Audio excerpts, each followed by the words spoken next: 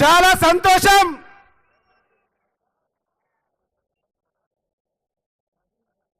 దాదాపు 30 లక్షల పైచిలకు జనాభా ఉన్న ఉమ్మడి పాలమూరు జిల్లా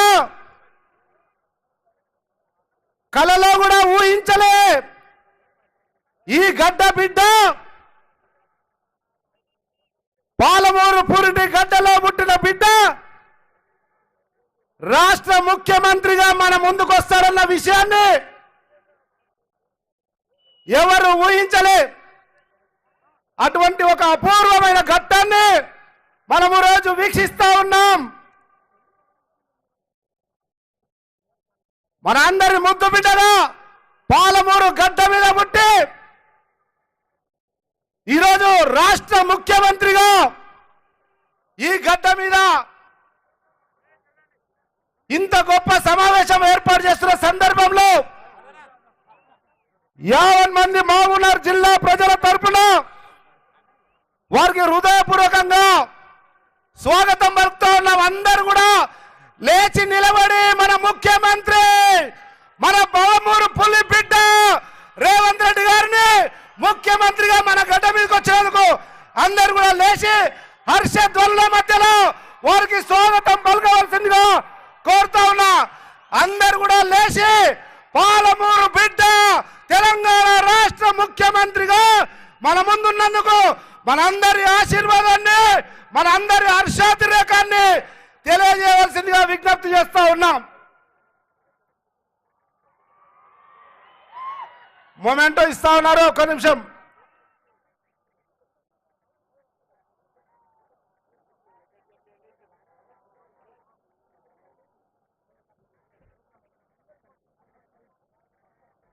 అటువంటి అపూర్వమైన ఘట్టం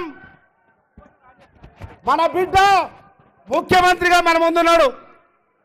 ఒకనాడు పాలమూరు జిల్లా అంటే ఆకలి జిల్లాగా, వలసల జిల్లాగా, ఆర్తనాదాల జిల్లాగా, ఆత్మహత్యల జిల్లాగా ఉన్నటువంటి పాలమూరు జిల్లాను ఆనాటి కాంగ్రెస్ ప్రభుత్వం అనేక ప్రాజెక్టుల ద్వారా సస్యశ్యామలం చేయాలని చేసిన ప్రయత్నం చివరి అంకానికి చేరిన సందర్భంలో అధికారంలోకి వచ్చిన బీఆర్ఎస్ పార్టీ టీఆర్ఎస్ పార్టీ పూర్తిగా ఉమ్మడి మహబూబ్నగర్ జిల్లాను నిర్లక్ష్యం చేసి సవతి తల్లి ప్రేమ చూపించి ప్రాజెక్టులు ఏవి కూడా పూర్తి చేయకుండా మరొకసారి పాలమూరు జిల్లా ఆకలి జిల్లాగా మారే పరిస్థితులు దాపురించిన సందర్భంలో ఈరోజు పాలమూరు బిడ్డనే మన ముఖ్యమంత్రిగా మన ముందున్నాడు.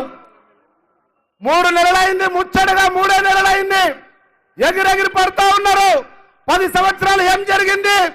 అరాచకం జరిగింది, కుటుంబ పాలన జరిగింది, అవినీతి జరిగింది, అరాచకం జరిగింది.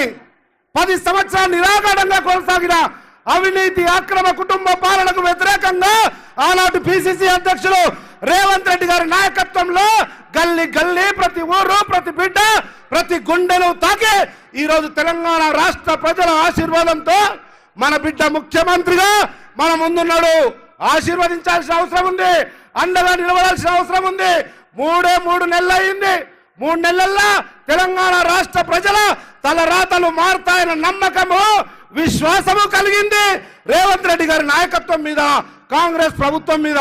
అటువంటి పరిస్థితుల్లో రాబోయే పార్లమెంటు ఎన్నికల్లో గౌరవ ముఖ్యమంత్రి గారు ఇక్కడ ఉన్నటువంటి మన బిడ్డ శాసనసభ్యుడిగా ఈ ప్రాంత ప్రజల ఆర్తనాదాలను శాసనసభలో వినిపించిన యువకుడు, విద్యావంతుడు, అన్ని అర్హతలుండి కాంగ్రెస్ పార్టీలో చిన్న స్థాయి నుంచి ఎదిగిన వంశీచంద్ర రెడ్డి గారిని పార్లమెంటు అభ్యర్థిగా మీ అందరూ ఆశీర్వదించమని ఈ వేదిక ద్వారా కాంగ్రెస్ పార్టీ తరఫున విజ్ఞప్తి చేస్తున్నాం.